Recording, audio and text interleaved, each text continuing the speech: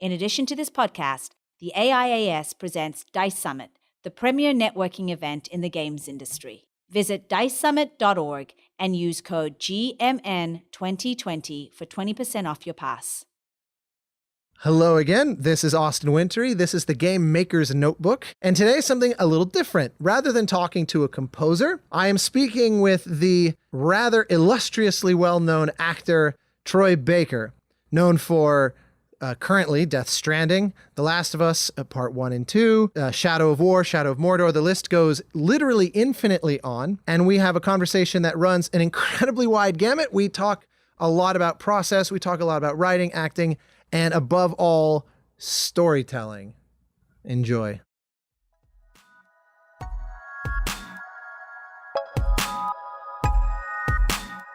Welcome to the Game Maker's Notebook, a podcast featuring a series of in-depth one-on-one conversations between game makers providing a thoughtful, intimate perspective on the business and craft of interactive entertainment. The Game Maker's Notebook is presented by the Academy of Interactive Arts and Sciences, a member-driven organization dedicated to the recognition and advancement of interactive entertainment.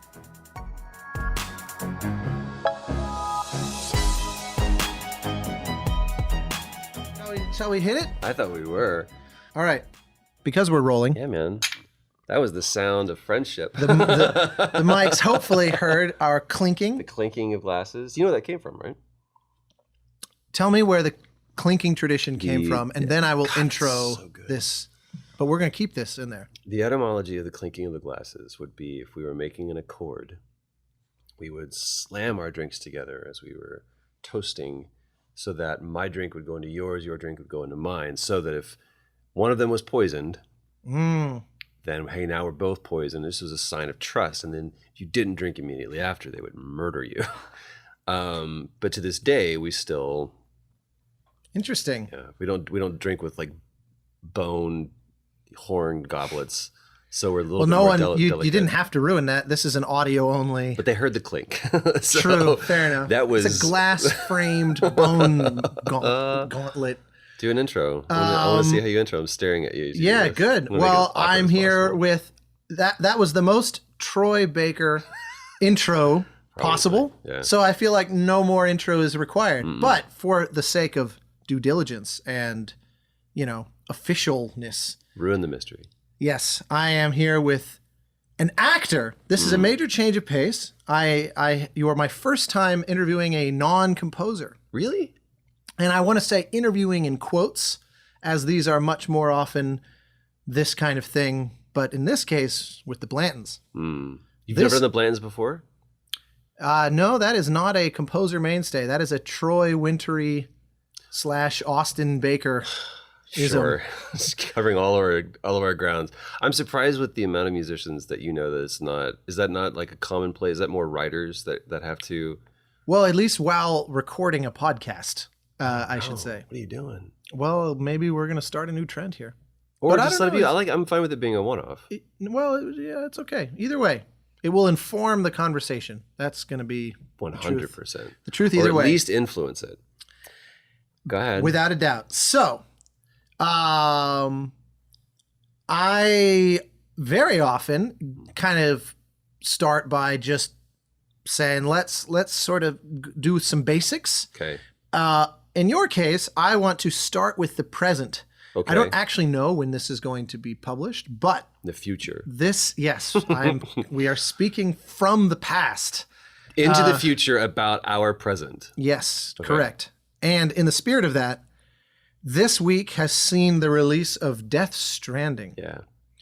A remarkable indie made by a young auteur. Can we call it that though? Can we call it an indie? It's a triple I. That's what Jack Attridge, our dear friend, coined that phrase. It's a triple I. I've heard that. Yeah, I've heard double A and I've heard triple I, and I prefer of the two. Triple I seems more pretentious. Well, it feels I get less, what you're saying. It doesn't feel like a lower on the ladder. Double A feels like it's not as good as triple A, and then now someone's going to come along and make a quadruple A.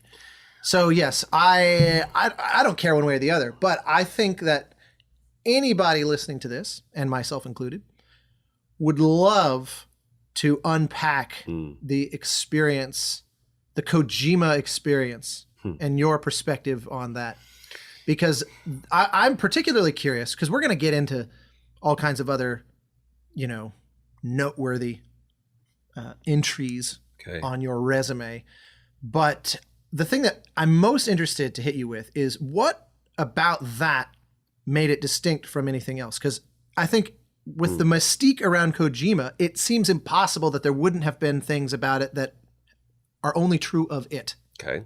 Is that an accurate guess? For sure. So walk me through some of those. The story of how I got involved in this is a series of taps on the shoulder. So it sounds very Bridge of Spies or something. That's where you insert the wavy lines, right? If this, it all began, it literally all began with a tap on my shoulder at E3. Metal Gear, I guess 4 had just come out, and he was showing that several off. Several E3s ago, and he was showing this off at E3, and then there was a picture. He was like, I want to show you. Do you want to see the behind closed doors? What was going on in your career at that moment? Not much. I mean, I guess were you there networking? Yeah, I mean, I went to E3 a bunch just kind of as a fan before, but before you couldn't go to E3 unless you had some kind of industry credential. Right. So by the good graces of whomever, I was always there. Either I was stealing someone's badge, right, which, as we found out through Greg Miller, will get you banned, or now there's cosplayers at E3, and it's just the weirdest thing. But I went just because I wanted to. Not necessarily network, because I don't think I was that savvy. I just wanted to experience. I wanted to learn more about this industry. I'm always been that guy. But you had dipped your toe. You had done stuff. Yeah. So I think when 4 came out, that was what year would that have after been? Have been If Only There Was a Device. I know.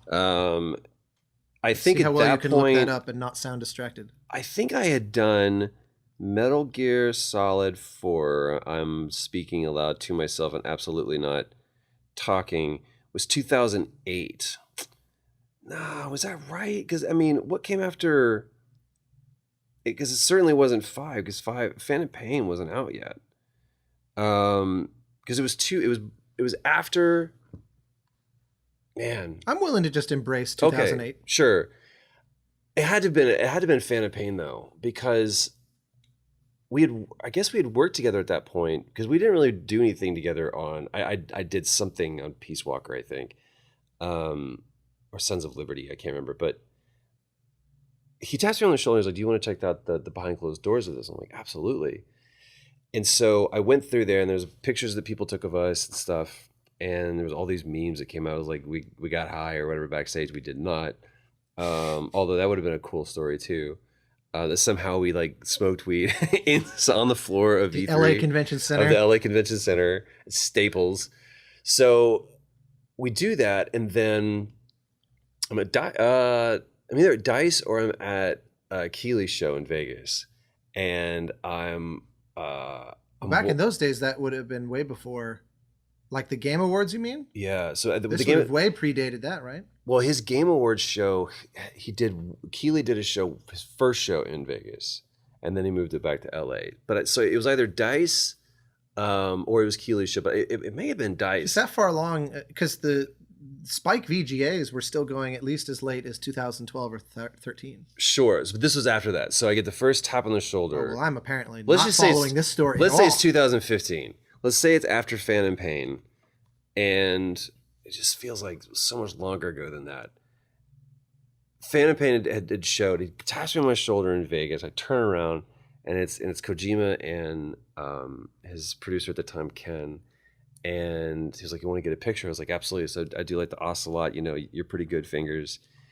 And if you don't know what I'm talking about, it sounds really weird. Google it. It's fun. Don't do your pretty good fingers. Make sure you somehow give it a qualifier of ocelot or Metal Gear. I suspect this audience will fully understand where you're coming from. Just making sure, because that could lead you down a serious dark rabbit hole on Google. All Google entries can take you down. It can be the most innocent thing ever, and 1 hour later, you're a changed, traumatized person. Living party. Oh my God. Traumatized, or you've unearthed some things about yourself. Yeah, about yourself. You're like, wow, you were so this is revelatory of me. Yeah. And so then he was like, hey, I have this. He goes, I have a role for you in my new game. I was like, okay. An actor always loves to hear that, but it also kind of like goes, all right, we're going to file that back in.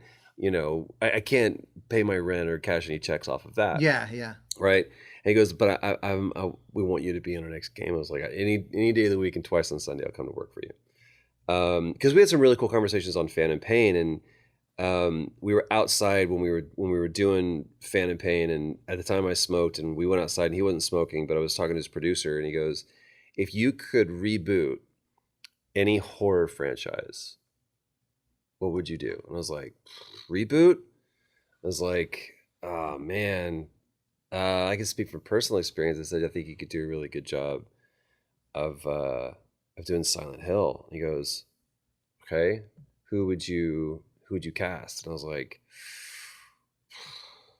he goes, do you want like a no name, or do you want like a celebrity? He was like, let's say we're going to do a celebrity. I was like, honestly, dude, Norman Reedus right now is really, he's good, he's solid, he's down, and he's gonna explode soon. Like, he's big right now, but he's about to explode. He's like, who would you have directed? I was like, I've heard a podcast with Ken Levine and Guillermo del Toro, and if anybody from the film industry was going to direct a game, I'd do Guillermo del Toro. And he was like, we want to tell you about a thing called PT.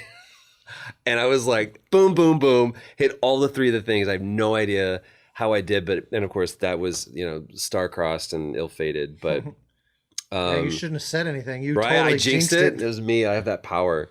So anyway, that's a weird sidebar, but that's the second tap on the shoulder was in Vegas. The third was at San Diego Comic-Con. So it's been years of like... This has been like years of tapping on shoulders. It was like 2015, 2016. And then I think it was 2017, July of 2017.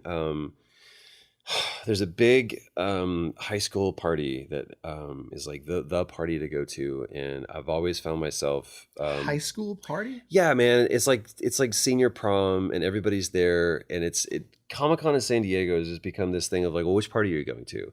The nerds have completely lost control of it, and it's just become this big.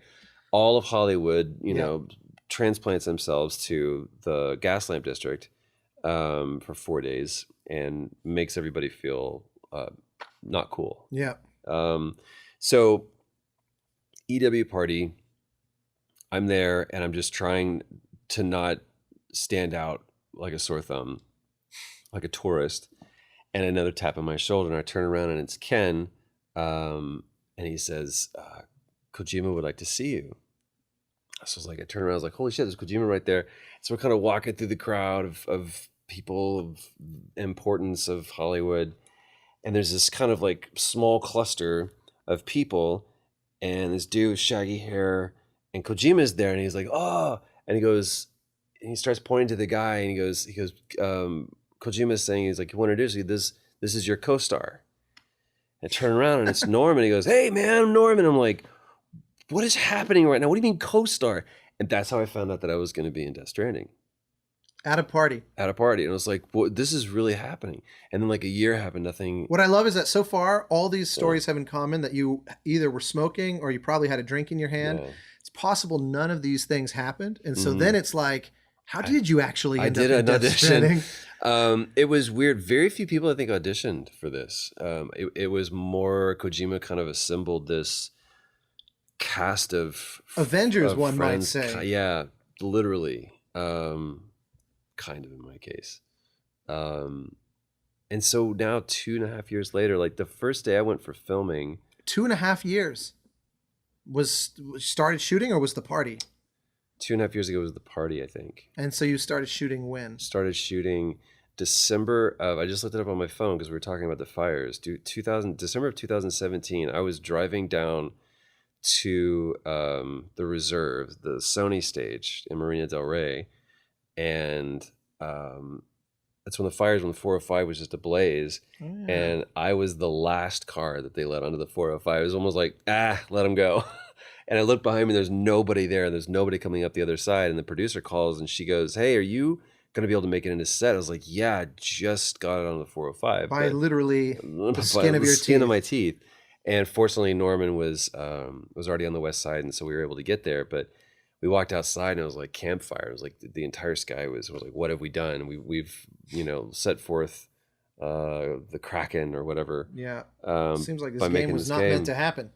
So that was December, the first day that we filmed, and we had 3 other shoots after that. And then of course all the ADR and everything that you do. And Norman is, I can't say enough good stuff about him, man. Well, let me ask some specifics. Go. How do you, I'm curious, so you actually haven't answered my question about what. That's a big lead up. It's true. I got a great runway. Okay. The actual question was, what happened, or what did you glean from this that was unique to this? Because you've obviously done enormous amounts of voice acting, motion capture, Sure, all kinds of things in those veins. And so this could easily have just been another job, but there's just this assumption that because it's Kojima, it Right. couldn't possibly have been just another job. And so I'm curious, kind of, what can you learn, let's say your 200th times, probably, that's probably not even high enough. Let's say your 1,000th time out of the gate on a project. What do you learn fresh? Great. I love the way you frame questions. Something that I learned from the other 999, let's using your math, is that It's accurate. It's accurate. It's not. Your Twitter bio is literally, even I'm in too many things. Or even I think I'm in too many things, or something like that. The thing that I've learned is that there's no silver bullet on how to do this. There's no class that you can take that's going to teach you. There's no workshop that you can go to that will prepare you. The thing that I've learned is that every time when I get out of my car and I walk onto a stage or onto a set or into a booth, it's going to be a different gig. And the second that I try to formalize that and make that a process, I'm automatically out of step with the creatives, because they have either their own way of doing things that I'm not really fully aware of, or they don't know what they want to do, and I'm just going to barrel over them, and we're no longer collaborating. So I walked in, I had no idea what this was going to be. I'd had a meeting with Kojima, and actually Ludwig, the composer, was there, and a few of the other creatives from Koji Pro that were walking. I said, I want to know the story. I want you to walk me through the character, walk me through the world.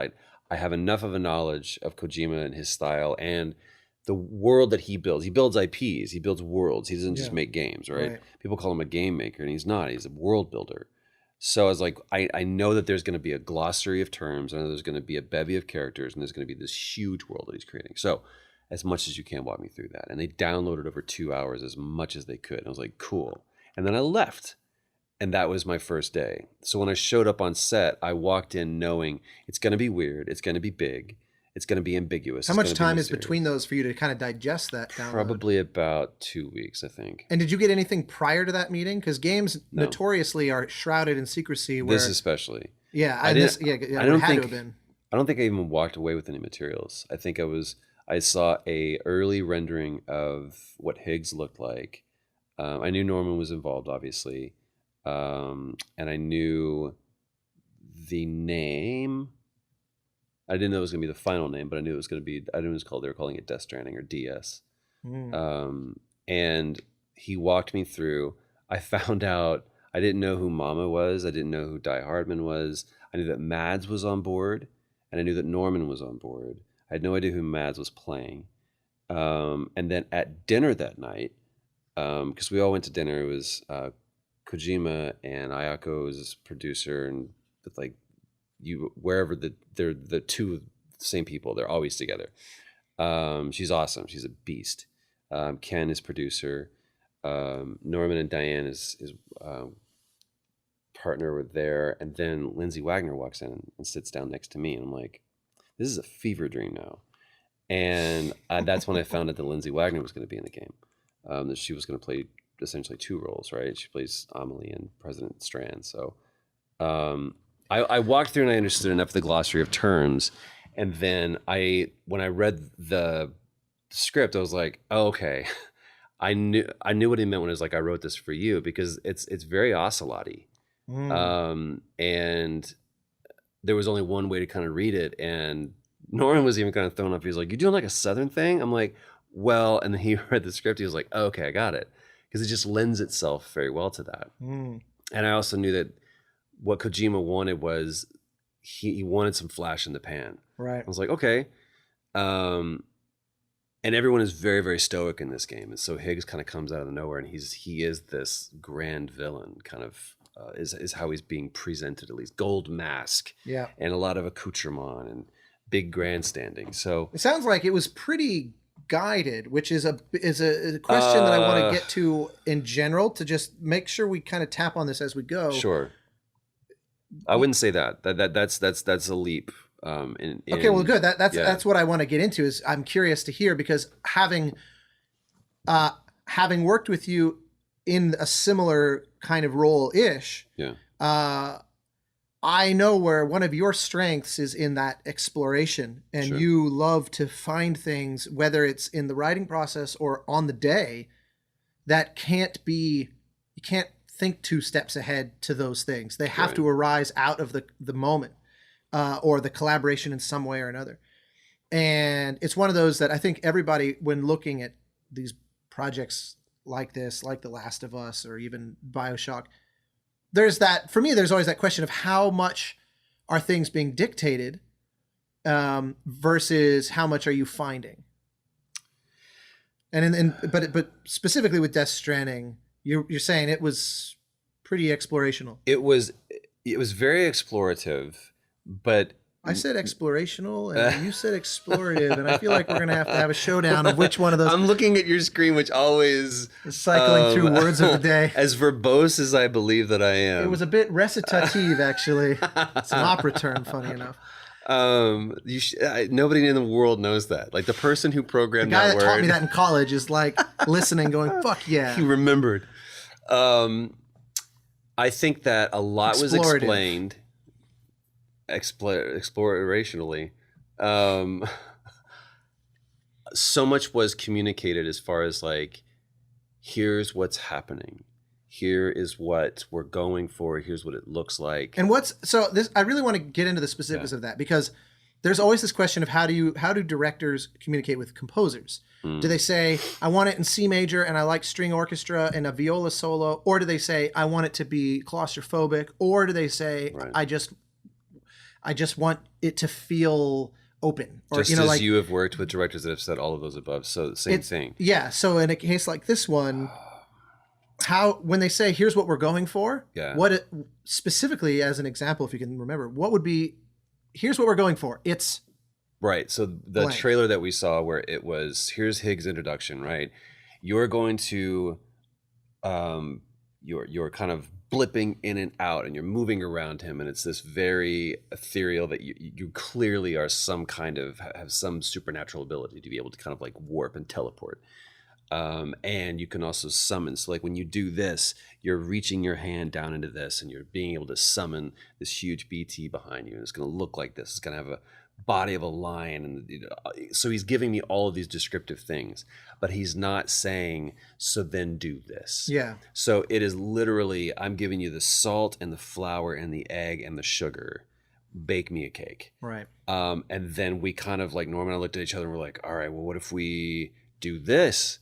And we baked a cake together, and we took it out of the oven, and we're like, what do you think? He's like, moving on. We're like, no shit, really? Okay. Because normally we would throw that cake away, we'd mix it up together, put it back in the oven for 15 more minutes this time to see what. And does that make you self-conscious? Like thinking, are you sure that didn't feel done? Yes. And so it's, as an actor, you look at that and go, my job is not to question it. My job is to deliver. Right. And if he thinks it's good enough, then fine. Because an actor always wants one more take. Yeah. There's always the best, like at an audition, the best take that you do is in your car on the way home. You're like, oh, that's what I should have done. But ultimately, I'll segue over a little bit, but stay on topic. Neil Druckmann originally was not the director for The Last of Us. He was not the creative director for The Last of Us. That happened in stages throughout the course of production. So originally, Gordon Hunt, who was also the director for the cutscenes, the cinematics for Uncharted, was brought on to be the director for The Last of Us. if it ain't broke, don't fix it. And Gordon has Emmys. Was since he's passed, since then, incredibly accomplished, has taught me a lot about it, acting and directing both. And it was very clear from like, I think the second shoot, that we needed to find a different voice, because it was what worked for Uncharted wasn't tracking and scanning for The Last of Us.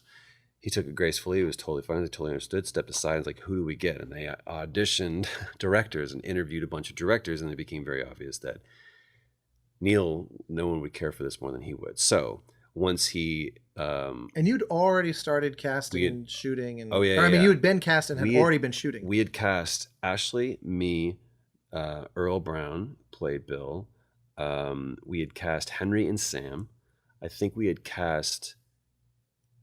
I think the first one that he cast was Tess, Annie Wershing. That may have been the first thing, and then Merle Dandridge was came after that. But yeah, we had already cast like half the game, and we had already shot, truck ambush. We had already shot the first scene with Earl. I think we had shot almost all of the stuff with Earl.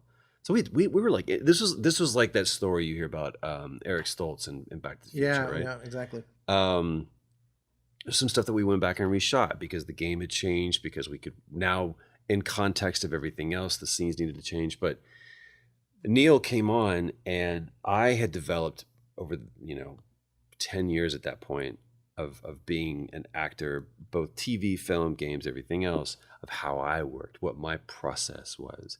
And my process was to do a scene and go back to Video Village and ask for playback so that I could see what I did. And I'd be like, got it. Okay, now I know what needs to change. So I'd go back into the scene and have in my mind where it wasn't working, everything, and tweak. So in contrast to what you said before, when I asked about Death Stranding, and it was, there can't be a formulaic process. You're saying at this point you were maybe still naive enough to think there was. This is the process. This will get us the results. And not only is this the process, this is my process, and right. therefore my process is the process. Yeah. Well, sounds like the whole thing about actors and egos is just 100% beautifully living up to its reputation. So Neil and I are walking. We had wrapped that day, and we were walking back. We walked out of the stage, which is the Culver stages are now gone. It's a real shame. The only stage that is left standing is the stage where they shot Wizard of Oz on, because it was protected by the whatever the term is, like a landmark status. Landmark status, yeah. Really?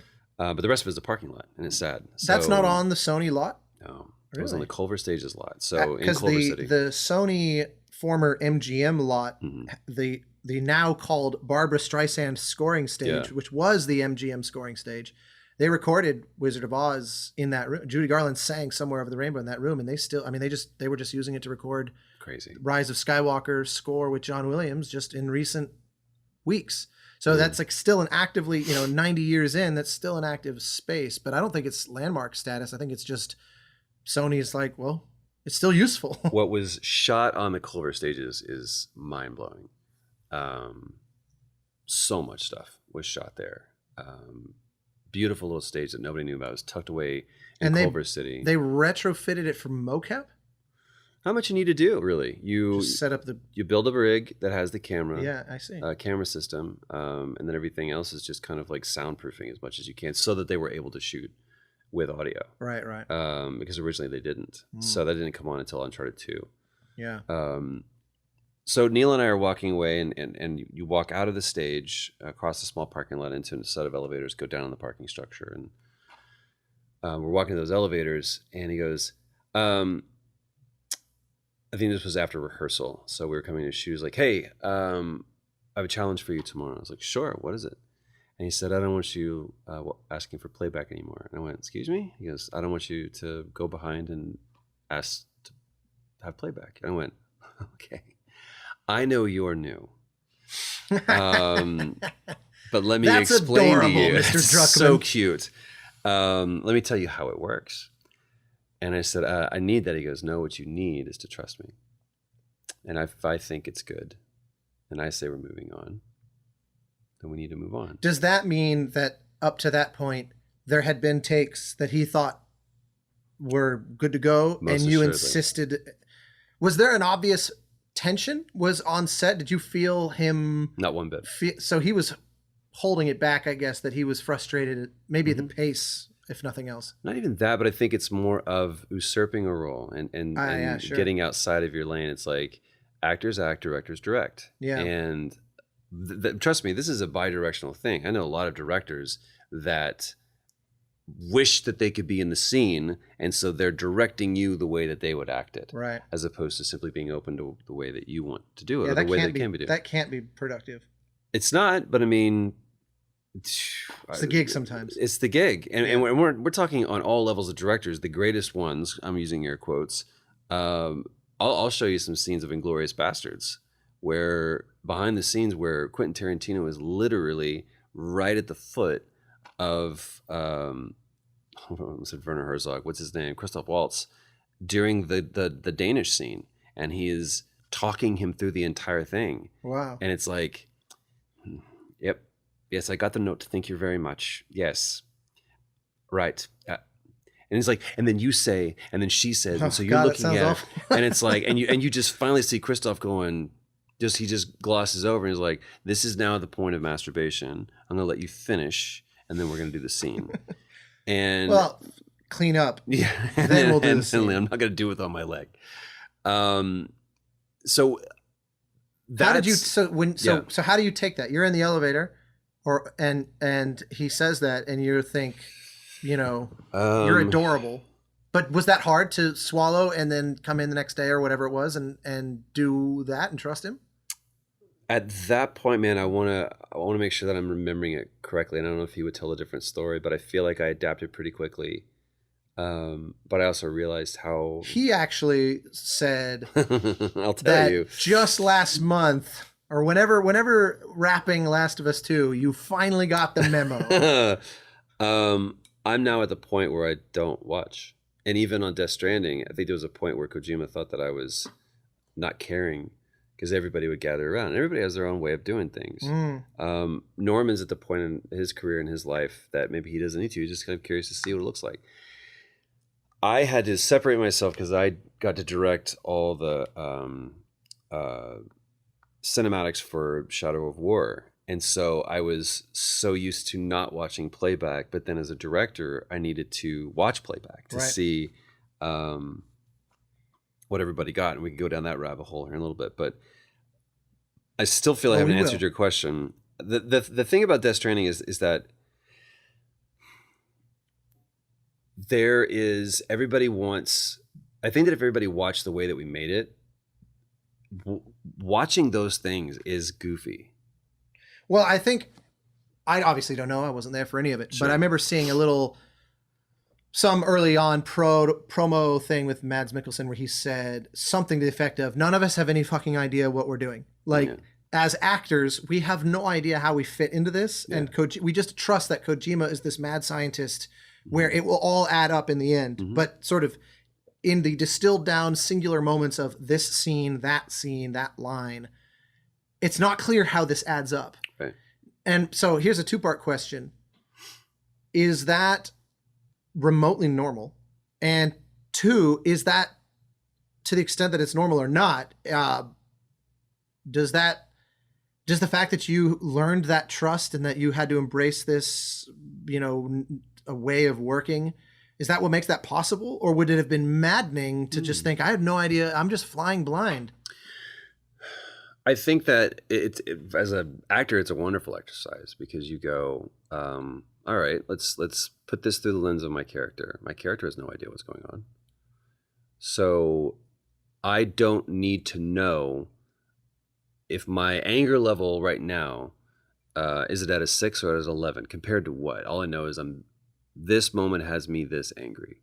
And I'm going to trust whoever has more of a global perspective to be able to look back and go, dial it back. Right. Because they know in Act 6, because this is not 3 act, that we're going to need you to be at an 11. Right. And right now, but that is a pretty big like leap of trust, as it were, that Sure. somebody has your back on that, Yeah. because it's hard to have a global view on something of this scale. I mean, this And- game is huge. Yeah, but what's the worst that happens? Well, the worst that happens for me as a player Yeah. is that it feels like it's tonally all over the place. Okay. I think I can't think about that, right? Because I want to, and it's a challenge for me, especially as I. So it's a discipline to not let that kind of influence or to not think about your infect Metacritic, to not think about Well, yeah, right. Because as I transition from, I've transitioned from playing games to being in games to now making games, and it's hard for me. I wouldn't say transition. I'd say you keep adding on top. True, because I still love Still playing play games, you're I still still in love being games. in games, but now this new layer of like understanding or learning how the industry works from a multitude of angles, and now my game is I love how the car looks, but what I really love is opening the hood and seeing how everything works. Yeah. And really having this new appreciation for why a Ferrari has this brilliant craftsmanship. See, you know? that seems like to me that would actually make it harder then to because that would make me, that's not Metacritic, but that is leaning towards the how is all of this going to piece together. And if you're saying you have to let all that go, it would seem like that requires even more discipline now if does. you're getting further and further under the hood of the car. 100%. So did that mean that Death Stranding, because obviously that came into your life where you have been doing more directing now relative to back when you did The Last of Us.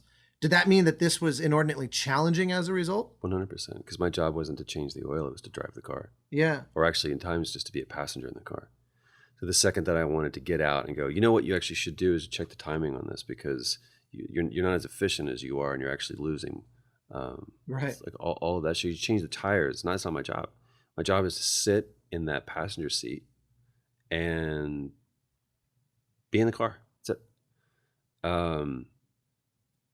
And there's a temptation then to just be laissez-faire and not care. And the balance and the discipline comes from going, okay, how do I let this be my best that I feel it can be without questioning, without challenging, or without doubting? I think that's a lot easier said than done, especially the whole thing that you just said about not checking out. The first several decades, I would say, of games with recorded VO were overwhelmingly very weak performances. And I think probably not by weak performers. Yeah, yes. Well, exactly. That's my assumption, because first off, there's always exceptions. I mean, I think last year at E3,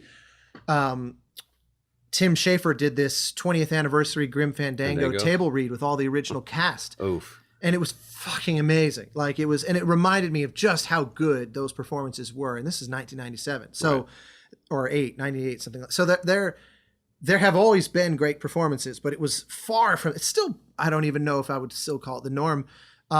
Partly because it seems like it's such an insane challenge because it's so out of context. You know, if you're shooting a movie, you're on a set, even if it's a Lord of the Rings or a Star Wars where there's green screen galore, and you know, your set is closer to a mocap stage or fully a mocap stage, like an Avatar kind of situation or something.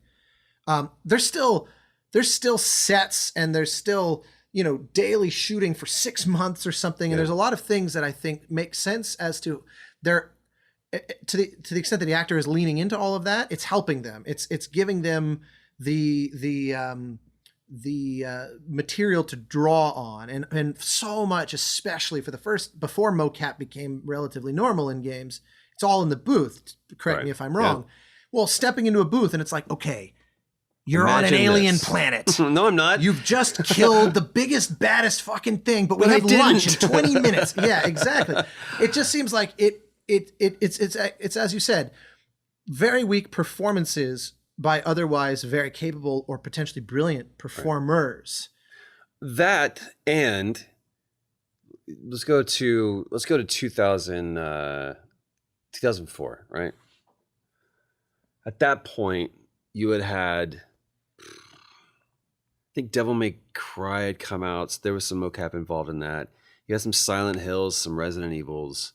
You had some games that had done motion capture. But by and large, ones that were lampooned more than they were lauded, right? It's like FMV. It was For sure. It was a dabbling in a thing that felt like dark magic we should all never do again. But most of those people that you're not going to get someone at that time who was like a Norman Reedus or a Mads Mikkelsen or Exactly. Lindsay Wagner, who could see the benefit, the value, and the legitimacy of this medium. We can't go out to, which I'm sure many of them did. What if we went out to your hot actor? Yeah, Viggo Mortensen. Right now, you were just in Lord of the Rings. You were just in Lord of the Rings. You would go to that, and you can't even get past the assistant of the agent. Yeah. To even get the script to them, to even talk to them about it. So what you get is, I did an episode of Battlestar. The 1978 Battlestar. And I haven't worked since. I really need to make my insurance. And so you're going to bring me on and you're going to pay me $500 a day. Yeah. And you're going to work me 12 hours a day. And I'm really hungry, but I want to have this process and really get involved. And it's like theater, but what do you mean I can only stand here and I can't touch this, and there's nobody else here on the set with me, and I'm doing this all by myself, and that's a door, but there is no door, and there's a table that's a chair. What are you doing? Yeah. And then you go, now really give me Yeah. a very nuanced, impactful performance. And you're like, I can't give you that. So Ian McKellen lost his shit on the set of The Hobbit because of the way that they were working, right? He's side by side. They're shooting him simultaneously with The Hobbit so they could shoot, you know what I mean? Yeah. And he was just like, I'm not acting with anyone. This isn't what I signed up for. And he couldn't stand that process. Yeah. It's and maddening. that's way, quote, easier, I would Way think, easier. by comparison. Because at least you're in wardrobe. At least you're on a set. Yeah. Exactly. I remember it was what was his name? Bill Nighy showed up for Christmas Carol, I think it was, or something, or no, maybe it was Beowulf. And they're like, okay, so here's the mocap suit. He was like, I wouldn't wear that. My character wouldn't wear that. And they're like, well, here's the deal. You're right, but you're wrong. Your character wouldn't wear this, but you absolutely will if you want to be your character. And I've worked with, I've had the fortune of working with really, really great actors that are definitely way more known for either TV or film, or both. Right. And to see them or auditioned with people who he brought in, when it's like, I remember someone specifically who was very skilled and very accomplished actor, goes through the scene and asks Neil, it doesn't matter. It was for The Last of Us. Asked Neil, like, do you want anything different? Because I mean, if this was like, it's like a TV or film, I would be like doing this with some emotion. And Neil just very coolly responds, yeah, do that. Wow. And as people just didn't understand, they were like, it's a video game. Yeah, exactly. This is Mario. This is Call of Duty. People don't understand. There are musical equivalents of all of that. To this day, I have been interviewed for so many articles still to this day in 2019 that are like, the headline is, it's not just boops and beeps anymore. It's like that headline was old in 2005. Right. And you are still using it because there's still this, it's funny that games are just vastly economically larger than most film. Than film and TV and the music industry all combined. Sure. Which that number is slightly cheating because the price point. The game industry is also kind of a hardware. Like you include the sales of the PlayStation with that, which is part of the game industry. But you don't. If I go buy a Sony Bravia TV, that's the electronics industry. Or does that count for TV and film? It's not the TV. Yeah. So there are some reasons why that number gets baked a little. I've heard pushback on the flag waving of that, but nonetheless, even still, it's nowhere close. And yet there is still this kind of like, it's the stigma. the kid brother thing. And I would think for actors, especially like you said, if you're a big, movie star, there's this sense of like, oh, those things. And then you get into the room and you realize, fuck, this is really hard. Everybody that has ever walked in who is predominantly operated in the space of TV and film, on camera work, they clamor back to jobs like this, and especially if they've worked on something like The Last of Us, where I'm like, you need to understand it's not always like this. Yeah. There's a lot of, like, not to disparage, but CSI procedural. There is no rehearsal. It's just, we're shooting. Don't worry about what your character's motivation is. We just have a scene to shoot, and you're a plot pusher. You move the story forward and you get out. That's by and large what a lot of games are. Is unless you're the top 5 or the lead or something, and a lot of times if you're doing not doing a performance capture piece, you're not going to have that level of agency to be able to really go, well, I would probably do this subtle and nuanced. Like, that's an awesome thing. We don't have the animation to support that. But I have seen actors go, man, this is really the way, because it's like theater. It's bringing me back to my roots. But I don't have to sell this to the cheap seats. I can make this knowing that there's going to be a 50 millimeter lens on me, really pushing in close. That's really helping sell the intimacy of this moment. So what do you think made it click for you? If so many actors struggle, and maybe you struggled for a long time and it took a long time to feel comfortable, you tell me, but you seem to, when I played The Last of Us, I don't think we knew each other when The Last of Us came out. I think we may have met or something, but I can't remember. It was after.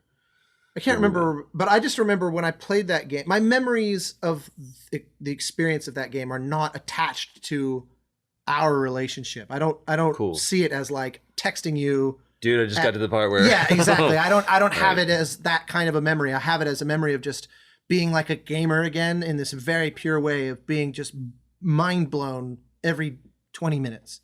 And I remember saying, and I hope this doesn't sound disparaging of the game, but I remember saying, this is a very ordinary game in many respects.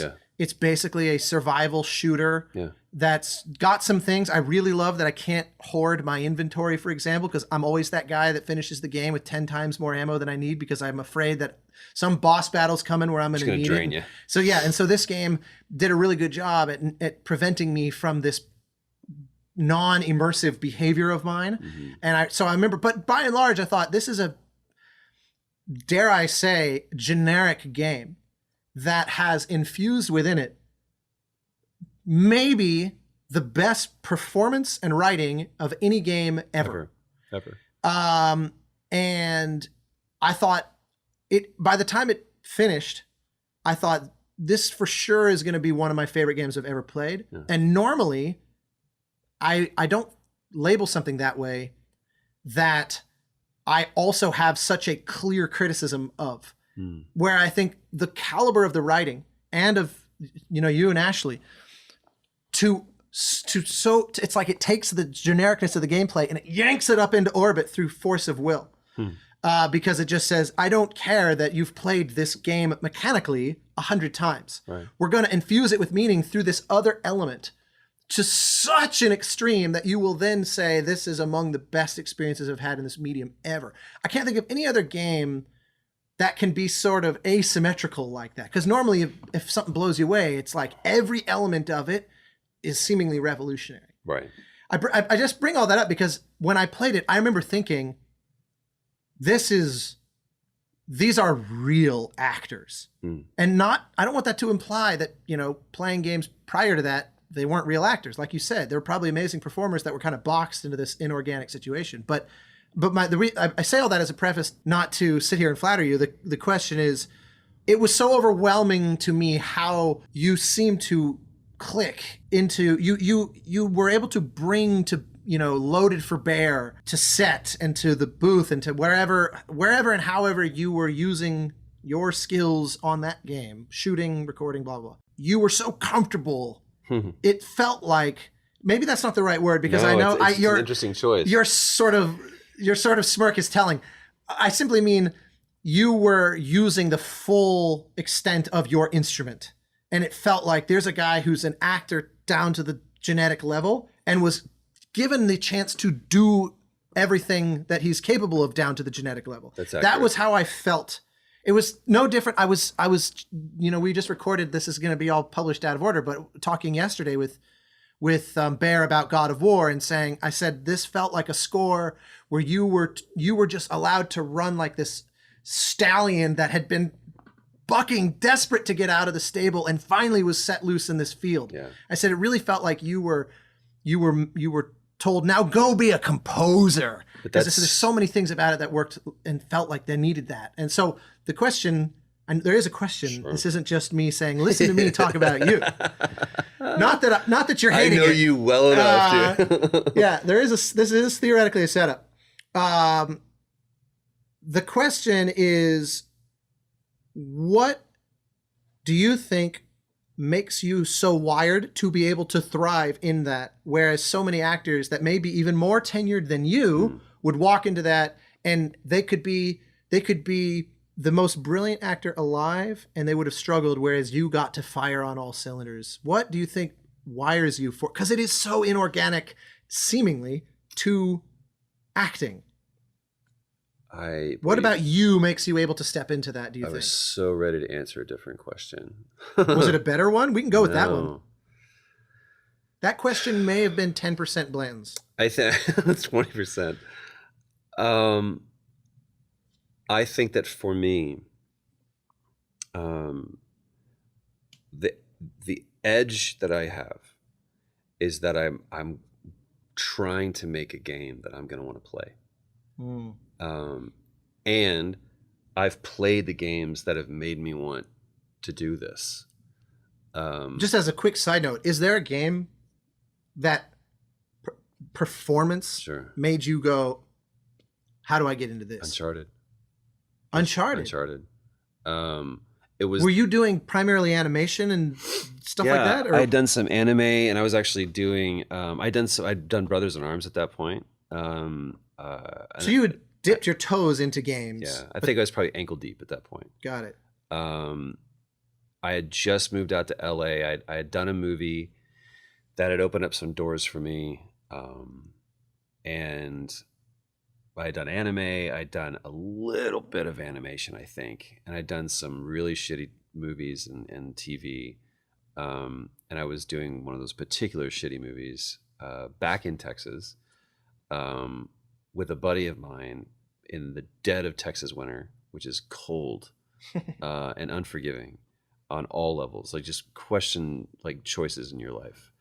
And the only solace that I tell this story a lot, the only solace that I had in a really, really shitty hotel room, man, I cannot convey to you enough the conditions that we were under. And not that these producers, they're bootstrapped. They had no money.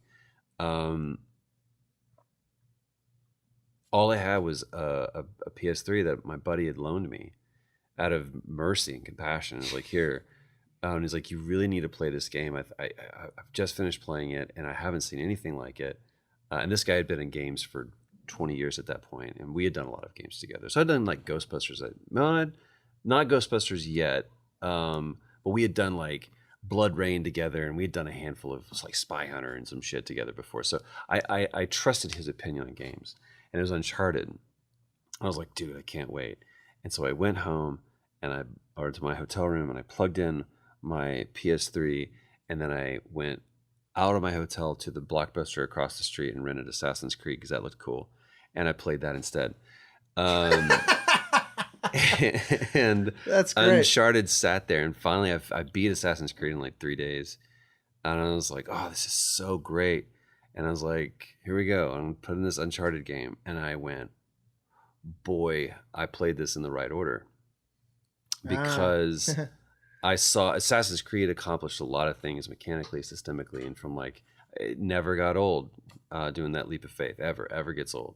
I remember, I specifically remember Tower Climbing Simulator. Yeah, and I'll never forget that the investment that they did from an animation in the cloth and the fabric of your outfit. Yeah, that was one of those that I just remember playing, and I just was mesmerized watching my own character's just sort of ambient movement in the wind. It was because, there's just only typical up to that point, there's just only so much that you can give to, when you have a whole world you need to be rendering here and polygons that have to be spoken for, especially cloth simulation that involves a lot of physics, basically, and not that I'm an expert, as that sentence is demonstrating.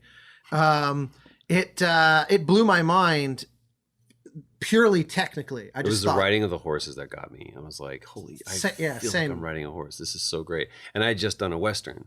So that that was a very visceral thing for me. Yeah. But the performances, not to disparage the great Altair, I was like, woof, what is going on? This guy is terrible. I didn't even like Desmond Miles, to be honest with you, which the irony of that is that it's Nolan North in both, right? You were like, that guy needs to take a fucking lesson from Drake over here. From Drake, because that guy's a hack. I didn't know until years later that was Nolan. And but what funny. That speaks to the process, because then I put in Uncharted and I was like, what is this? And I remember emailing.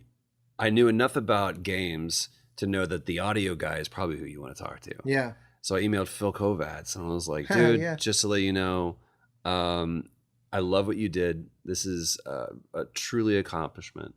Would love to work with you one day. That's it. And send it off into the ether. Never, ever, ever, ever did I think that 6 years later I would be working with them, and on the kind of project that literally changed my life. Let's back up, because I so love just diving straight into this like raw red meat. This is just dude. full into it. But I think because there's going to be a general familiarity, at least that with your involvement in these projects, certainly The Last of Us, it's worth just giving us the quick kind of Cliff's Notes of where you came from. Yeah. You know, because you said you were shooting, you went back to Texas. Yeah. And I love that the whole back to part may be lost on some folks listening. Yeah. So why don't you just give us the... born and bred in Dallas, and I probably the other order, reverse from that, I'm guessing. Born and bred. I was bred then born. Yeah. Not a lot of breeding going on. From the finest sire. From the and I mean, I my background was music. I thought that I was going to set the world on fire with my rock and roll, and no. So well, we can circle back to that, because I wouldn't discount that either. But I like how I'm being able to do it now. But what I love is that the vocation that was awaiting me was not the one that I had intended. Yeah. But it was allowed. I met my wife through my girlfriend. You know what I mean? We were doing an album at this studio in Dallas, and while they were like tracking drums or something that I had no business being a part of, but I got to hang around a studio and learn the gear. Like I learned the business end of a mic. I learned about compression and EQ, and I love gear. I love. You're a big nerd for that stuff. Huge nerd. Every time we've been in a studio together, it's like, what's your loadout, man? There will be 100-piece orchestra on the other side of the glass, and you're back in the corner with the Pro Tools guy saying, like, now, what kind of preamp is that? Because I don't see where the cable's going into the. And it's like you're very curious. Look at that patch bay. I was like, please tell me that you're using a 1073 right now with the LA2A on that piano right now, because you know it's going to make it sing. He's like, actually, I'm using two Gefell mics that's going through the. You know, that's me. It is, and it's because I learned the musicality and the poetry and the art that is engineering and recording. And wherever I go, like on a film set, I was like, hey, mister, what does that button do? Yeah. And I would hang out with the audio guys, I would hang out with camera, I would hang out with lighting. And I was just always the guy that I was trying to suck the marrow out of every moment. But there's something, so I think it's that alone, I think, is an interesting kind of preview of the career that would come about, because it's hard to imagine someone achieving a huge amount of success in something if they're not at all curious about what everybody else is doing around them. Hey, what do you do? And why is your job important? Yeah. Because I think most actors, or honestly, you could swap out that role with anybody else especially a film set. They come in and whatever I'm doing is clearly the most important job. And without me, this thing wouldn't happen. And then what that taught me very early on, but it took me years to apply that, is that I am the most dispensable person that's on this. and that I can. And most actors feel that they're, they won't come out of their trailer unless they're. And it's like, no, you're just too expensive to replace. But I can, because you can call it. I've got 20 grips that I can call right now that can come and do and gladly, willingly do this job. I have to go through an agent and a manager and a union and set up transportation and do a whole new deal. Let's go back to a lawyer. It's just a bullshit process. But to be honest with you, I can get anybody to go, would that be all for you today, sir? And it's just, it's a 100% ass backwards way of doing things. Yeah. I understand, like, I as I get more and more involved in this, I kind of understand Hitchcock more. Like, I get the fact that he was just like, they're props that eat. And it all, whenever you can avoid dialogue, by God, do so. If you can do this diegetically and without using performance of actors, it's like, fuck, all right, Vivian Lee, will you please say the line? Because otherwise we can't get out of this scene. I'm going to need you to scream on this one, sweetheart. Norman, can you just not talk? So it's funny, just as a slight aside from that, as an example of something that I like, a friend of mine worked on a movie a couple of years ago with John Malkovich, and he told me, the director told me, that Malkovich, I think he's very much wired the same as you.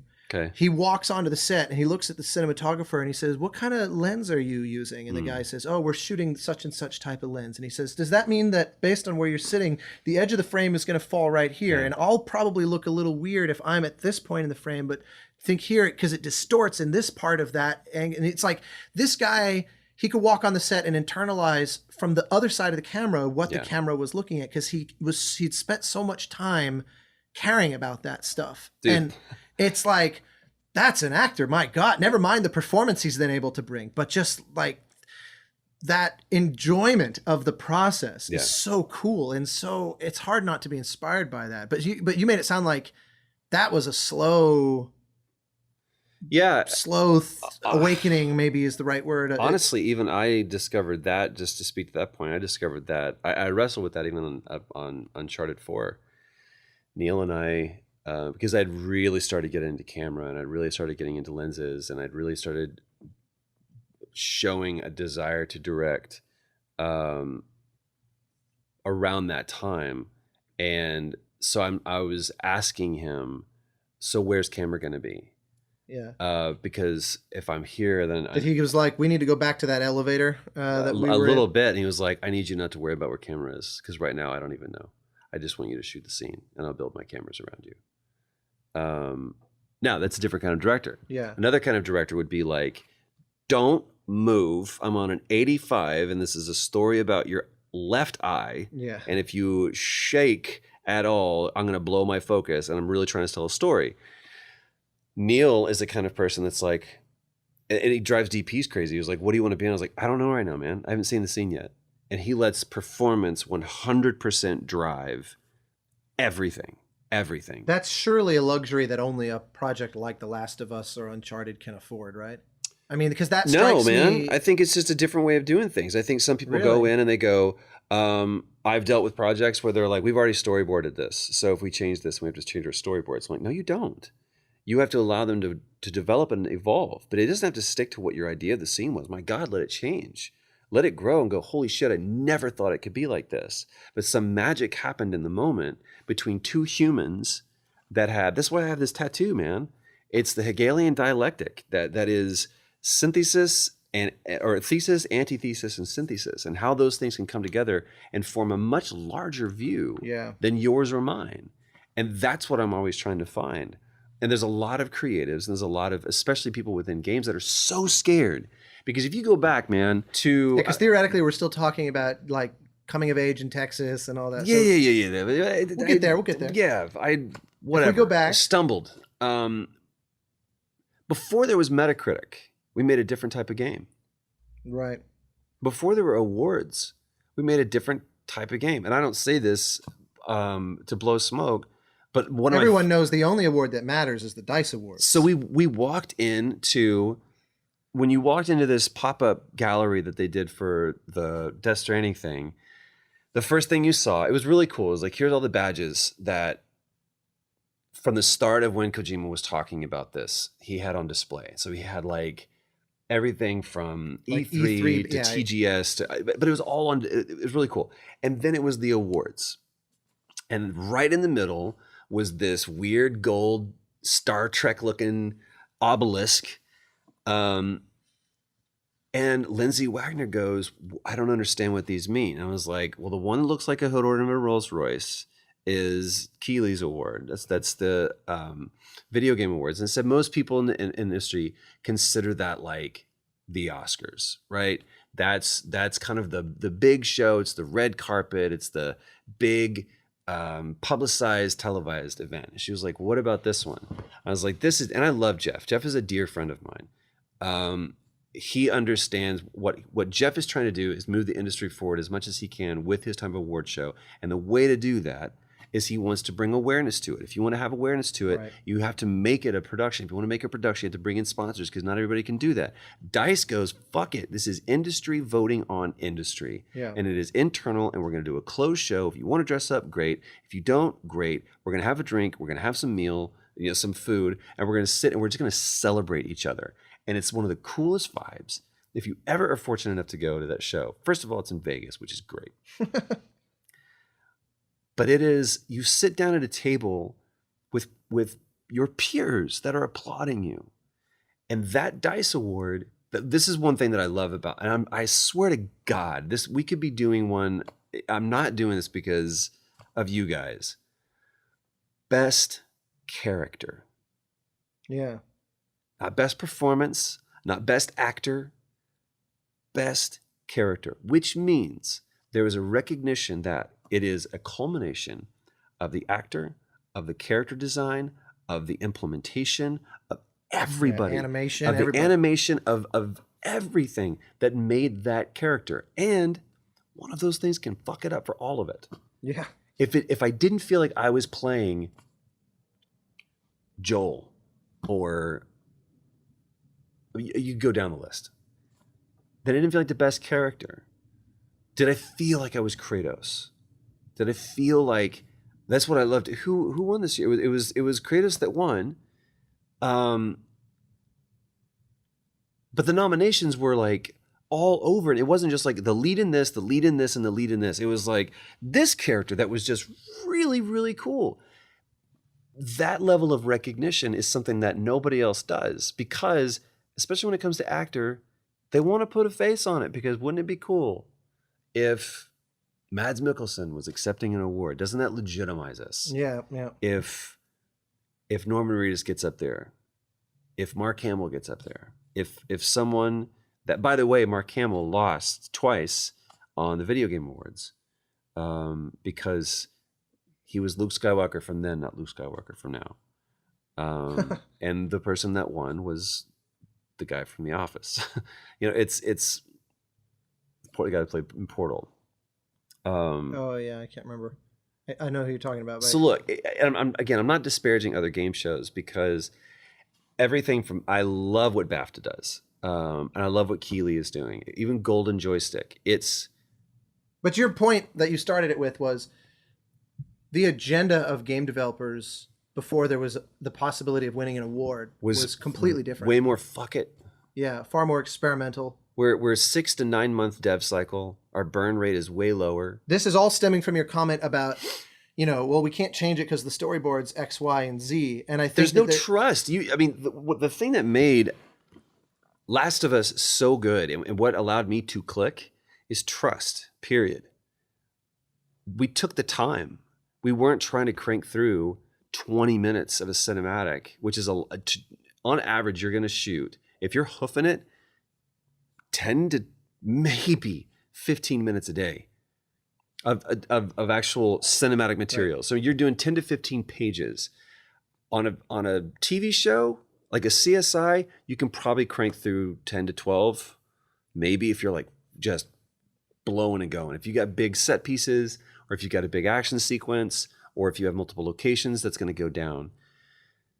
But a film is going to do, oh my God, 3 to 5, maybe 6 to 8 pages a day, and that's just exactly. Like crazy. And with plenty of days that are two-page days, if you're trying to go through 10 pages, it's like, we could spend all day working on this scene. We got to go because we're burning through our budget. On average, it costs $50,000 to $65,000 a day to shoot performance capture. Wow. $50,000 to $65,000 per day. So if you shoot 20 days, which is about the length of doing an indie movie, right? 20 days for a movie shoot is crazy. 20 fast. days, but that's also like most indie movies, right? Yeah.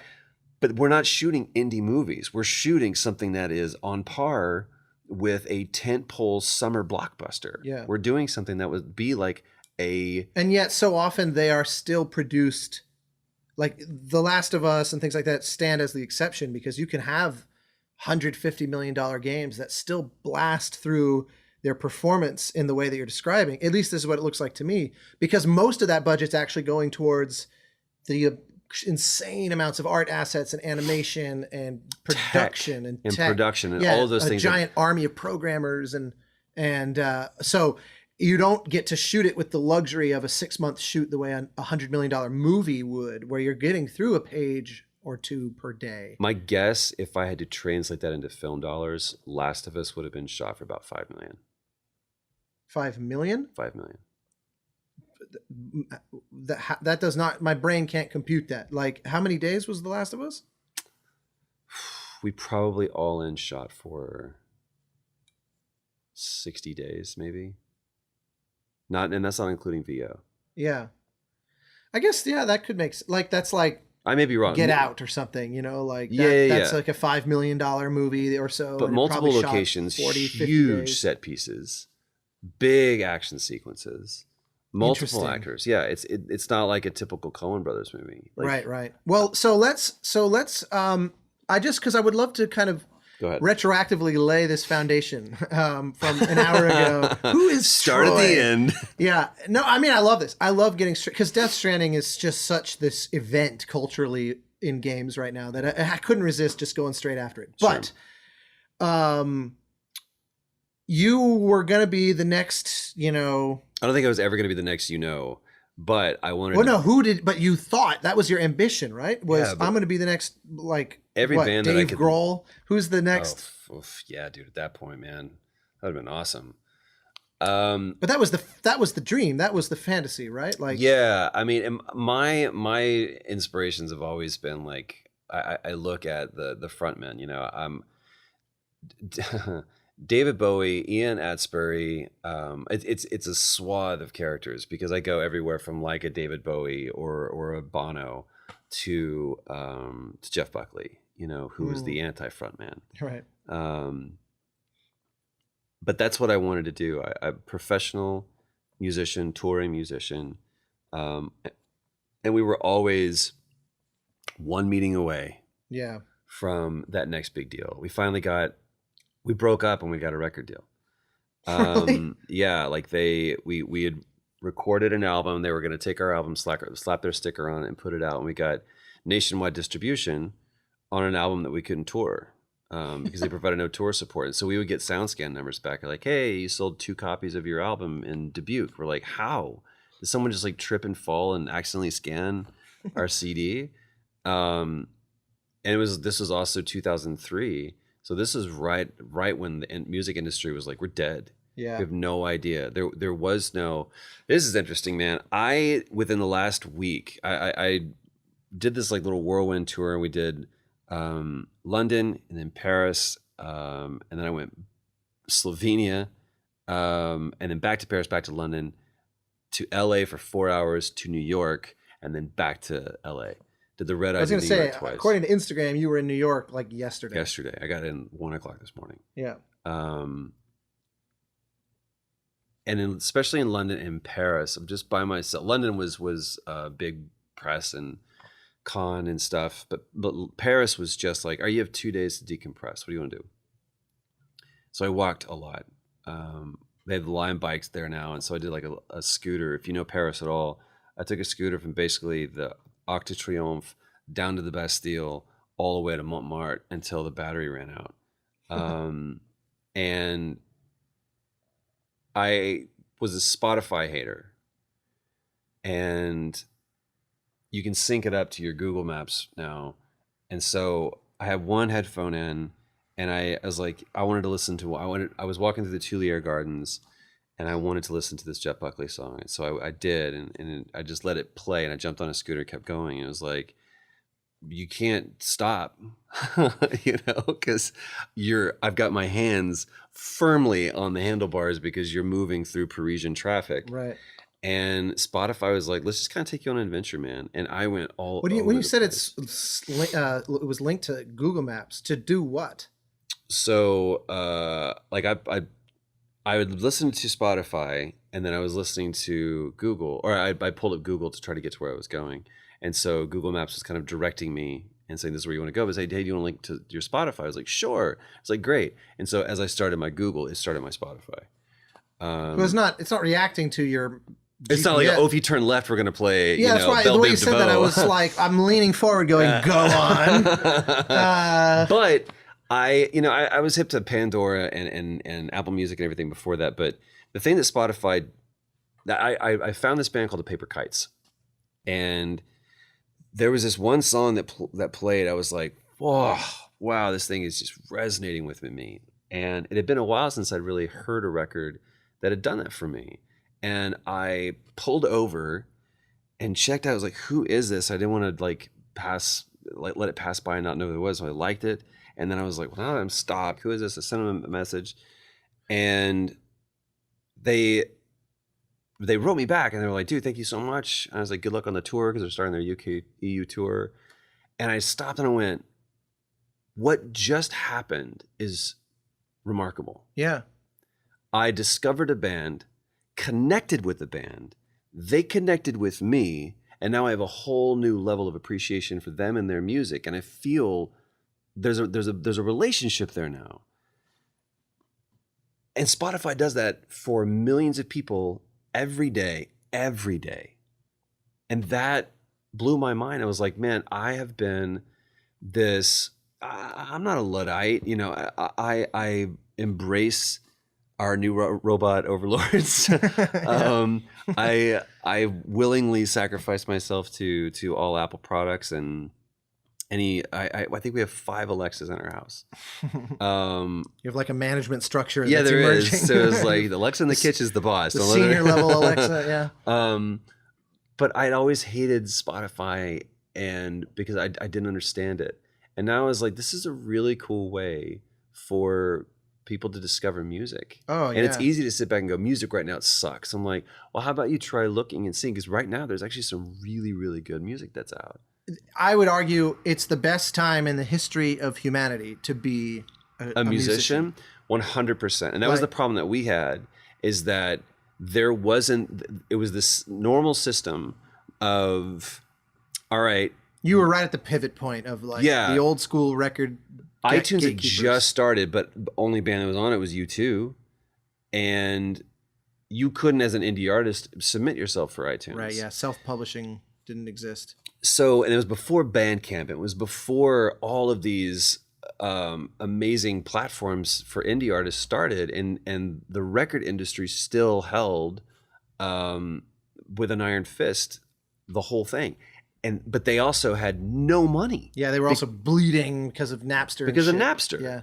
And so we had nothing. And so that quickly fell away. And I had been doing this little anime and some commercial work. And did that come about?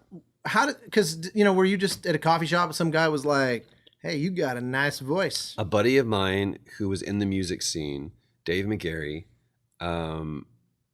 said, my day job is working, doing music for this game developer, and we're doing this World War II game. Do you want to come? You got a cool voice.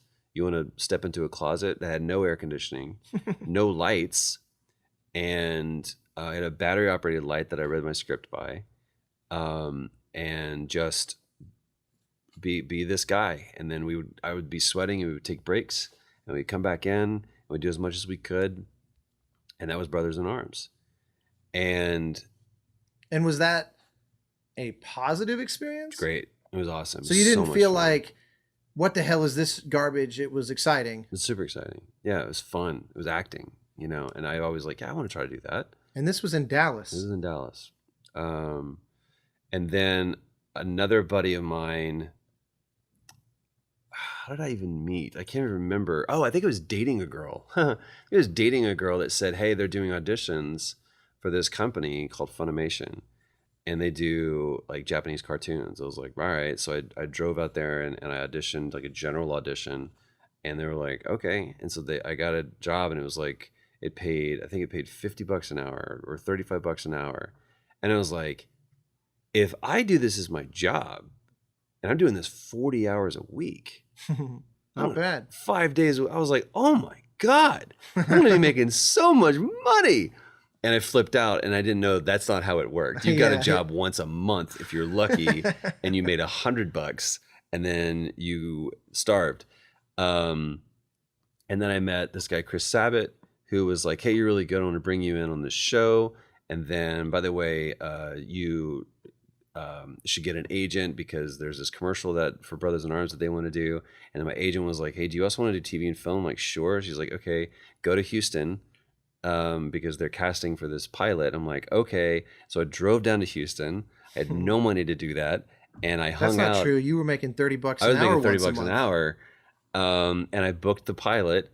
And then a month later, a director was casting for a movie, and I had done the pilot with Lou Diamond Phillips. Lou was the lead in the movie, and he happened to see who the director was bringing in. He was like, if you don't hire that kid, it's a huge mistake. And so I walked into the audition with it being mine to lose. So I did that movie, and then I auditioned for this Western in Dallas that ended up shooting in Santa Fe. That's where I met Val Kilmer.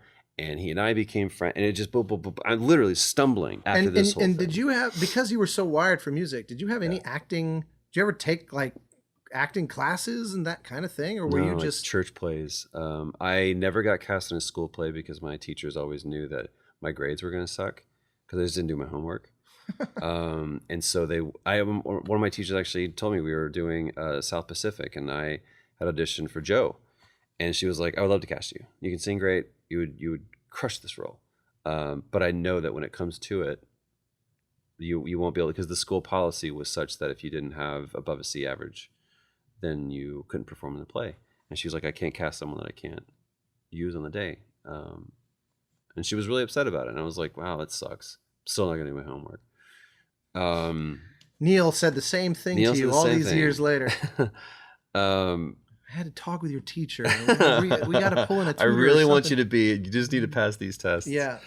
So yeah, man, it's so it was entirely sort of by feel and by touch. Yeah, and I feel like you're a very inquisitive person, so I can see how you would learn on the job very effectively because you look around, you pay attention to what's going on around you. Some people, they need to come into it with 50 hours in the classroom or workshopping, and I get in my head way too much about that, and. So what would be, this is super generic, lame question, forgive me. But knowing that, what kind of advice do you give to, because you must meet sort of actors at the starting gate all the time, sure. And they probably say, what do you have to say to someone like me? How do I get into this? No, not that, because that's like, that's how does the business work? Okay, well but they always is like, how do I become a voice actor? I'm like, well, first of all, you don't ever call it that. That's the same thing with video game composer. Yeah, you don't set out to do that. If you want to be an actor, do anything else. If you still have to do it, then do this. But creatively, though. Creatively, my thing is simply this. Never be rehearsed, always be prepared.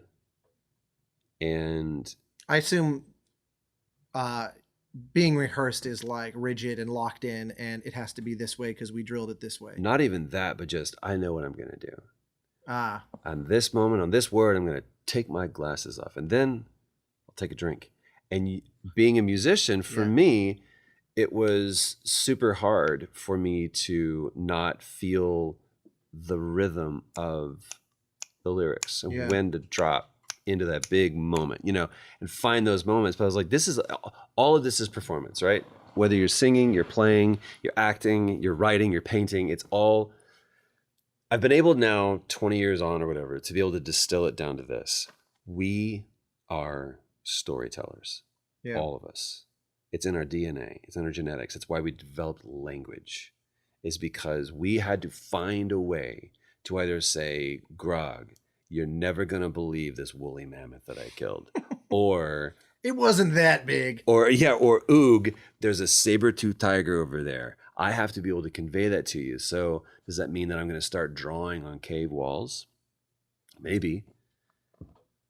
And just as much as that was art, it was also communication. And I feel like the arrow has been pointing in this direction since then.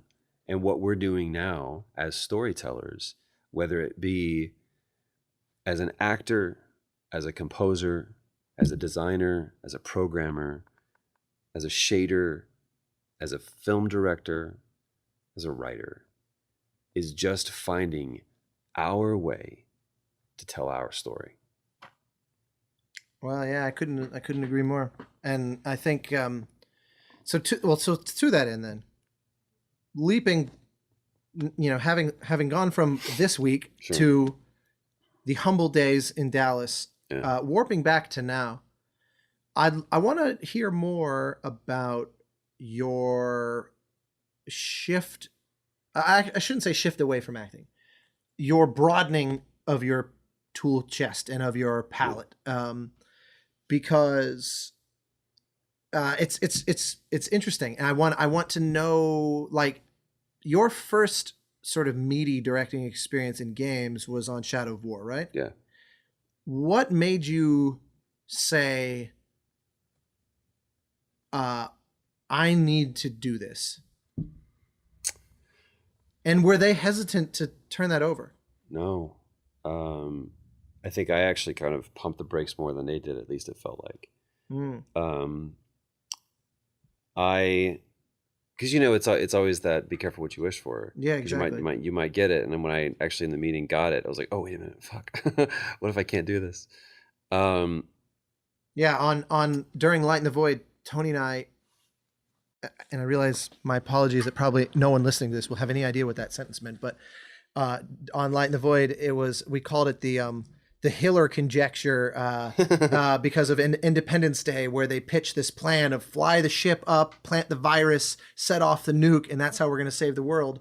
And they go, okay, do it. And then there's that moment between the two of them go, do you know how to actually do any of that shit that you just said? No. Do you know how to do the shit you actually just said? So I know that feeling all too well. So they said to you, all right, you're on. But what made you ask to begin with? So you get a couple titles under your belt, and then you start believing. Which for you was 20 years ago. So now you've got 1,500 titles under your belt. But at this point, especially after like 2013, shit changed, right? Yeah. So I went from being, oh, you're the guy that did Final Fantasy, to, oh yeah, I've heard a couple of things that you've been in. Right. To, you're in that and that and that too, to, holy shit, you're in BioShock, The Last of Us, Arkham Origins, Modern Warfare. I particularly everything. worth highlighting. I remember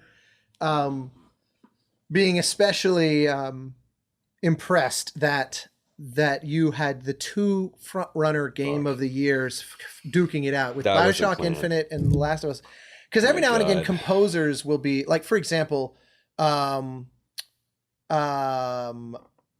Williams was double nominated in 1977 for the Oscar for Star Wars And what else? and Close Encounters. Oh shit. And that's happened multiple times. Whoopsie. 1995, James Horner double nominated for Apollo 13 and Braveheart. So it's like there have been these moments Better where... score, by the way, is Braveheart. Come on. Oh, for sure, but neither of them won. What won was the Italian film Il Postino from the then totally unknown composer Luis Bacalov. I suspect that he won because Horner had both nominations. Split the ticket. I suspect that's the case, but who knows?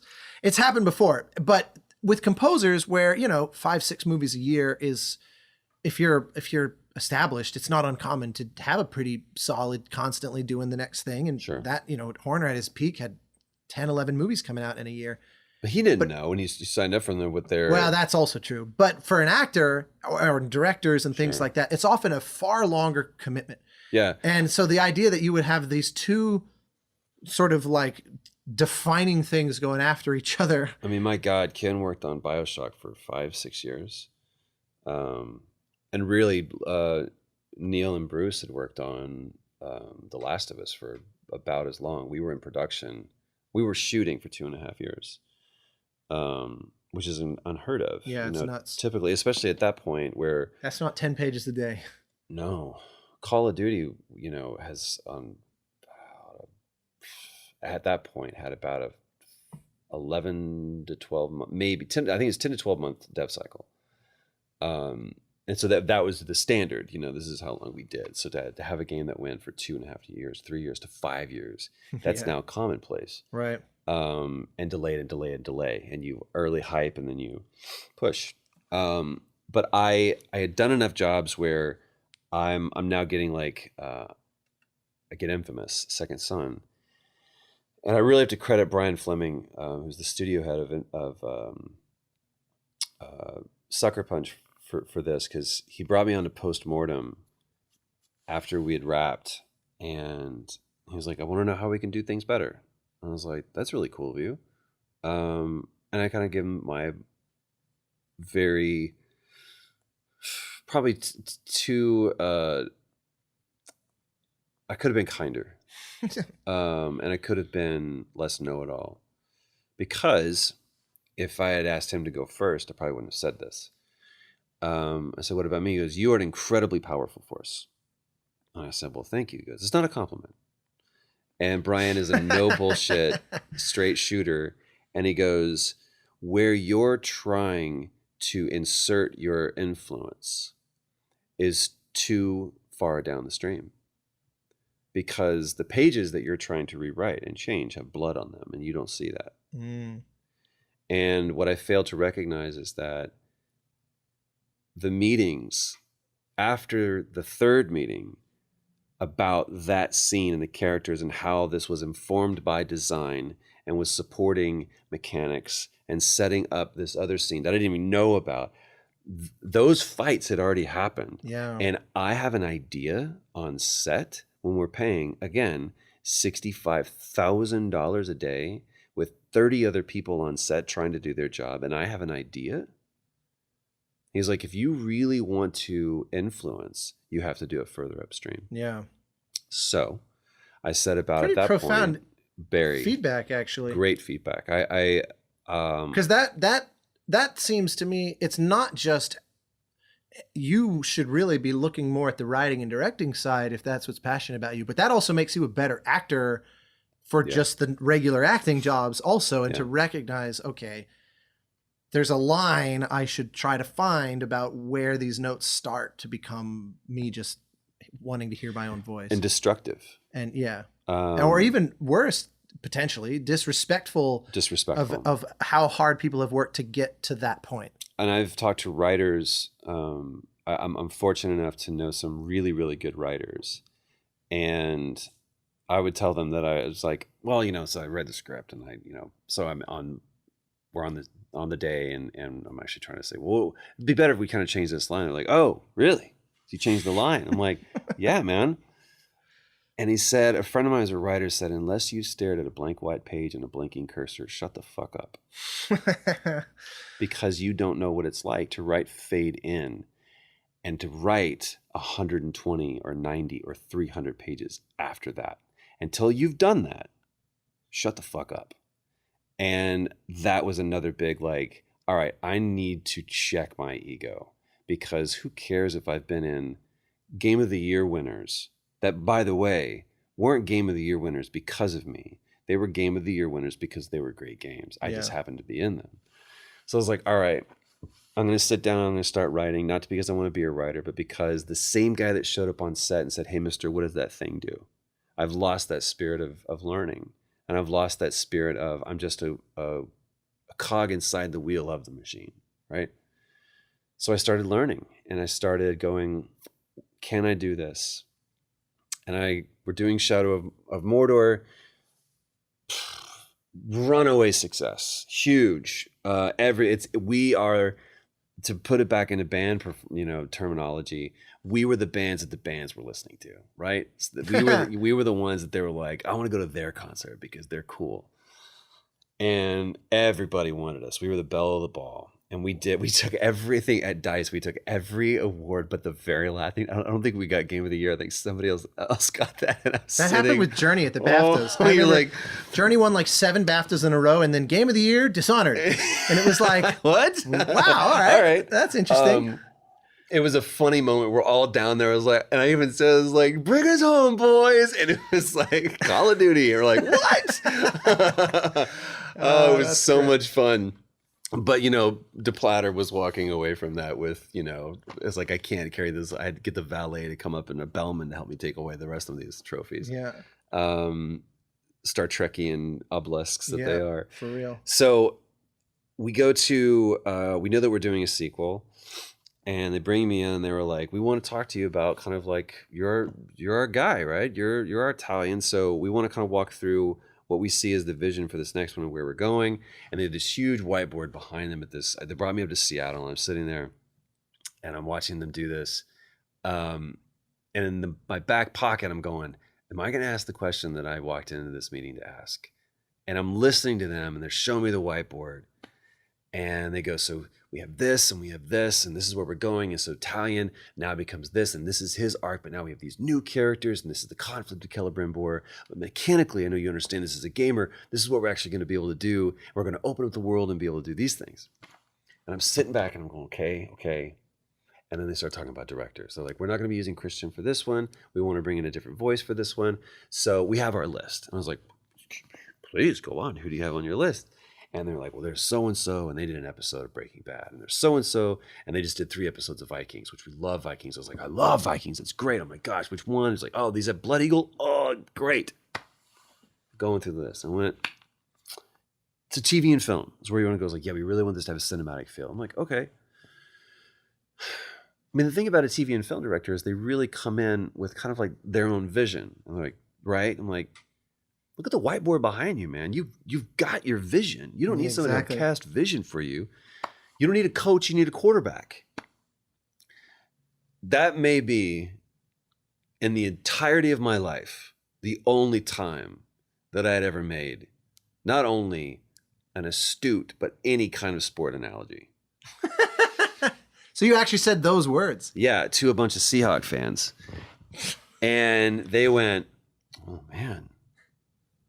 Right, but I mean, a quarterback is they're a player. I went, oh, huh. And I let them say it. And I just shut up. And they went, well, would you be interested in doing them? You're kind of the quarterback of this thing. And I went, well, guys, I don't know. So I never actually asked.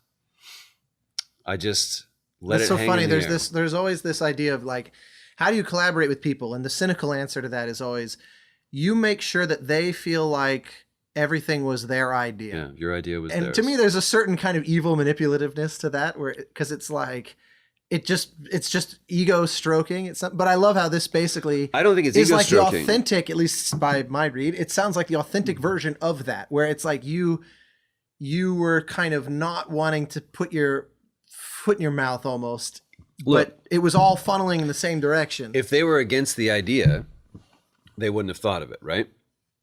If they didn't like the idea, I didn't think it was a good idea, they wouldn't have thought of it. They would have been like, it's like, should we hold our breath underwater for 10 minutes? They never would have done that.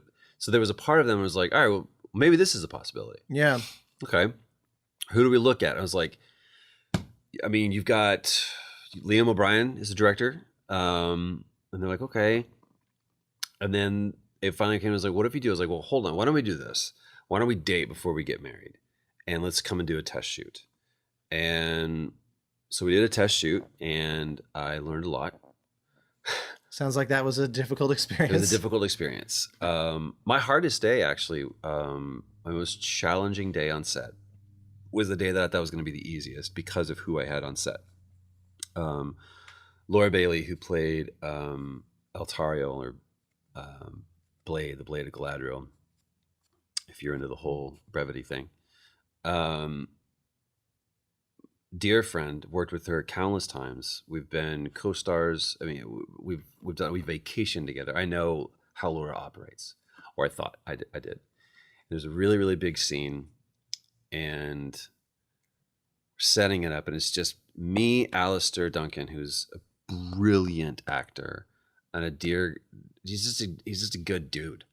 It's Alistair, me, and Laura. And we're sitting there and we're rehearsing, and it's not clicking. And I'm off to the side, and I'm looking at my script and my notes, and I look and I see them. They're like, well, what if we did this? And all of a sudden, they're doing what I did, which was, let's change the script up and let's change this. And they're self-directing. They're going back and they're watching playback. And it was this beautiful day. And Neil happened to be on set that day. Just visiting? Yeah, I had wanted him to come. I was like, come, I want you to be proud of me. It's like, hey, Dad, come watch my Pee Wee game. And he's just sitting back there. And the bastard, I walked over to him and I was like, can you believe this shit, man? Do you see what's happening right now? And he's just sitting there, looking at me, he was like, what's going on? And I was like, I mean, I am asking, because Neil's whole thing is like, what do you think you're feeling right now? What is Joel wanting in this situation? Like, and he would always ask you a question. Yeah. And he would always walk up to you and go, question. And he would ask you a question about your character. And you're like, holy shit, that's right. And so I was like, I'm asking them questions. I was like, are you listening to their answers? And I went, and he said, if you're asking them a question when you already have the answer, then you might not ask the question at all. Yeah. And I went, you're absolutely right. So I walked over to Laura and I purposefully used words that when Neil and I have had 3 arguments, I think, ever in our relationship. And they've been big ones, but they've been worthy conversations. And where we've gotten through on the other side with that discourse has always made us better people, actor, director, and the game has been better for it. But Neil, famously, now because of the Grounded documentary, after we did the Sarah scene, and it was the second time we had shot it, he asked me, he walks up after we had done it like 3 or 4 times, and he was like, I'm picking up on some resistance. And I was like, you're damn right picking up some resistance, because we've shot this already. I've given you the best take. It was the first take. You should have stuck with that. And now you're wasting everybody else's time, my time, to just, fart around and try to give yourself a better version when you already have it. Go back and watch the documentary. It's a fantastic moment. So I intentionally walk over to Laura and I said, I'm picking up on some resistance. And she laughed. And she was like, yeah, you're asking me how I feel. I was like, yeah, I'm wanting to know. She was like, I don't want to tell you how I feel. I don't want to reveal that. That's not the way that I work. I want you to tell me, I need your character to go from point A to point B and let me figure it out and show you what I'm feeling. But I don't want to tell you how I feel. And I went, you're absolutely right. And in that moment is when I first started becoming a director. And I was so eat up with making sure that everybody on that set, from the actors to the producers to the writer to cameraman, everybody knew that I was the director, that I had that position. And I didn't realize that it wasn't title that gave me the authority, but it was true leadership. And that the only reason why people call you the leader is if they're following you. Otherwise, You're just a tyrant. And now, if I could go back, and I had a really good postmortem with the guys from Monolith, and it was a really good, we hugged it out. And I thanked them for the opportunity, because they basically gave me my film school. Yeah. And I learned a lot, but I learned that if I'm truly directing, nobody should know what my role is. Interesting. Because you should walk onto a set and just see everybody doing their jobs, and then somewhere in the back is somebody standing there with a cup of coffee, looking very relaxed and enjoying watching their vision being duplicated and all these other people feeling like it's their vision that they're executing. It sounds like if you're asking Laura, tell me how you're feeling. Yeah. And that's part of what had worked between you and Neil. Sure. Does that mean he would never cast her because there would be an automatic disconnect in their approach, or would he change his approach to optimize her? Yeah. So does that mean... That's what makes Neil a good director, great director. To check my answer, he goes, oh, wow. And he would intuitively understand that about Laura by throwing out a couple of tests and going, oh, so you don't like to be asked how you felt. Okay, so with Laura, I'm going to do this. And he's like a good parent. He understands that one child needs this to feel loved and the other child needs this to feel loved. And so I love this child completely differently than I love this child so that both of them feel loved. Yeah.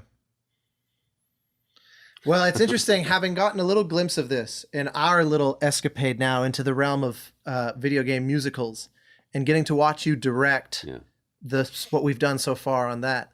It was amazing because even within watching you direct Nolan versus direct, can I announce that? Sure. I guess it's all prototype still. Who doubts that Nolan's in anything anyway? It's a pretty safe assumption that somehow Nolan's going to be involved. Watching you direct him versus Mary versus Laura, like, and even yourself in the few little lines that you did, or the team, because there's that. The thing about in a game is that directing is happening bidirectional on both sides of the glass, especially when it's in a booth.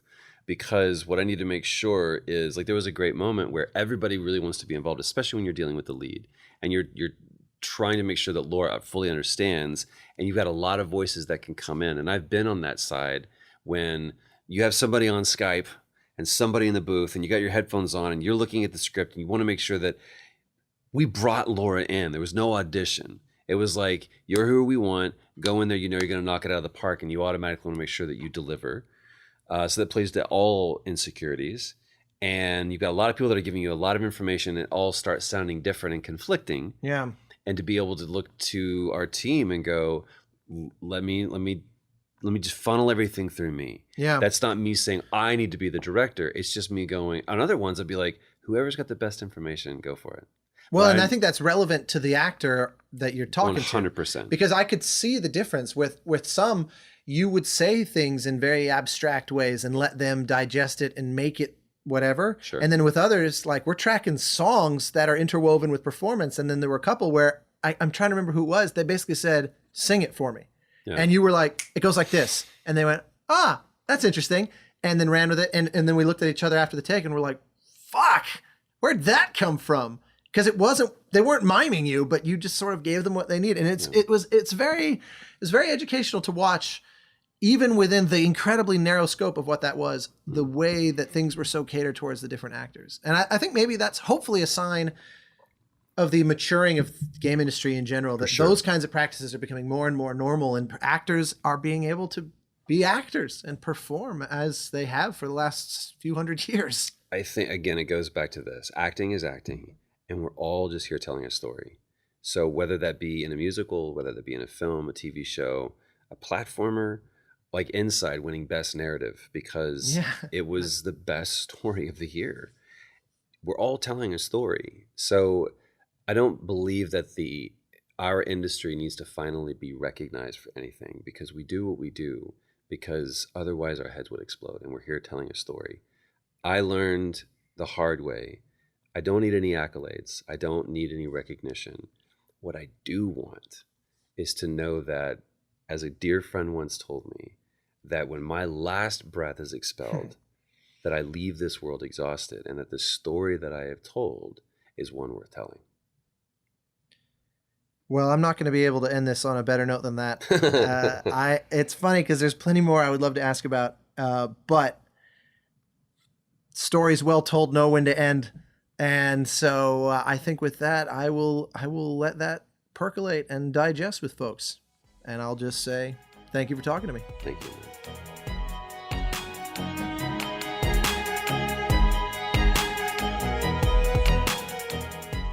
Thank you for joining us for the Game Maker's Notebook. For more information on the Academy of Interactive Arts and Sciences, our podcasts, and our other initiatives, please visit www.interactive.org.